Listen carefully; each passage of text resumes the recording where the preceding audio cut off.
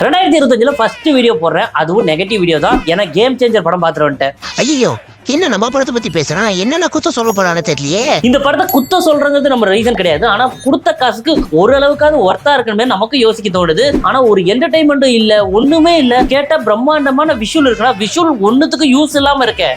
இத்தனை கேரக்டர் நடிக்க வச்சது அவங்களை பத்தி ஒண்ணுமே சொல்லல. படத்துல ஒருத்தரோட கேரக்டர் கூட மைண்ட்லயே நிக்கல. மோசமான ஒரு ஸ்கிரீன் பிளே, மோசமான ஒரு கதை. அதை தாண்டி ஆக்டிங்னு எல்லாரும் சொல்லுவாங்க. ராம் சரணோட ஆக்டிங் சூப்பரா இருந்துச்சு, எஸ்.ஜே. சூர்யாவோட ஆக்டிங் வேற லெவல் அப்படின்னா அது எதுவுமே யூஸ் இல்ல.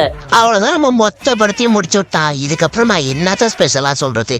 இவளுக்கு நம்ம என்னதான் கதை எடுக்கிறதுன்னு எனக்கும் தெரியலையே. கதையை பொறுத்த வரைக்கும் இந்த கதையே போதுமான கதை தான். ஆனா ஸ்கிரீன் பிளே ரொம்ப ரொம்ப முக்கியம். அது இந்த படத்துல சுத்தமா கிடையாது. ஓப்பனிங்ல கிராண்டான ஃபைட்டும் கிளாமர் சாங் எடுத்தா மட்டும் படம் ஓடுன்னு நினைக்கிற டைரக்ட் போல நம்ம சங்கர் சார் நாம தான் தப்பா புரிஞ்சுட்டு இருந்திருக்கோம். ஏன் ட்ரைலர் பார்த்தா உனக்கு தெரியும் படம் எப்படிதான் இருக்குன்னு. அப்புறம் என்ன வேக்கானத்துக்கு படத்துக்கு போறீங்க? நானா போகல சார், அதுவும் ஒரு ஸ்கேம் தான். அது என்னங்கிறது பின்னாடி சொல்றேன்.